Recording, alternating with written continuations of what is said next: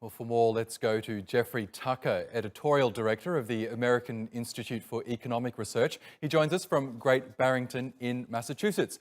Good to have you back on the program, Jeffrey. Now, obviously, the Trump administration has justified this crackdown on Huawei and now other Chinese tech firms by saying that they pose a security risk to America.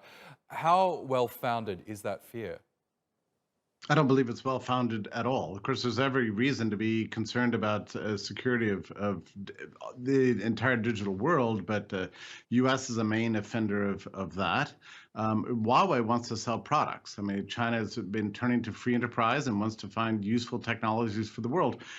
And I see this, Oscar, as being nothing other than an excuse for Trump to continue to drum up his Cold War that's turning into a currency war, growing into a trade war. Now economists are openly talking about trade war, whereas they weren't a month ago. And as you know, I've been predicting this for 3 years because even though Donald Trump promised the art of the deal, the emphasis was supposed to be on the deal. He doesn't want a deal. He wants to dismantle the world trading order that's brought prosperity and growth to the world economy for the last 70 years. I mean, he's flipped the switch on what began in 1948, and he's done it pretty much alone.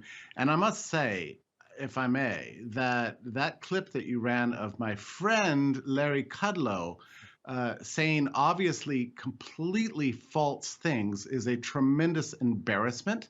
He absolutely knows better. He used to be a dedicated free trader, and now he's willing to go on international television saying completely false things such as this is only hurting China and not hurting the U.S. The U.S. is suffering. We've lost all of our export markets. Our supply chains are completely disrupted. And now we're going to be denied the next generation of digital technology, all because of a completely crazy mercantilist nationalist strategy to bring back a world that is long gone. So I'm sorry that Larry has joined his voice to this very dangerous mercantilist campaign.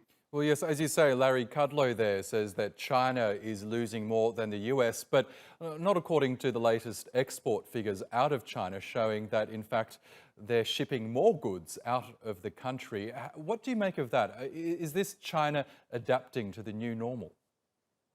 You are exactly right to say that. China is in for the long haul. They figured Trump out, and the reason they figured it out is they keep going into these trade negotiations and wanting to strike a deal. This has been going on now for a year and a half, and every time the Trump administration says, "We'll make any deal you want, so long as you continue to accept these tariffs." The U.S. will not budge on these tariffs because Trump is making the Trump administration is raising a lot of money, not from China, but from Americans.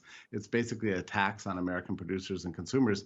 And he believes in tariffs. And he's said this many times. He's a tariff man. So he will not budge on the tariffs, which makes China realize, all right, we've got to have some other markets. And so the TPP, which the U.S. pulled out of, is now going full steam ahead.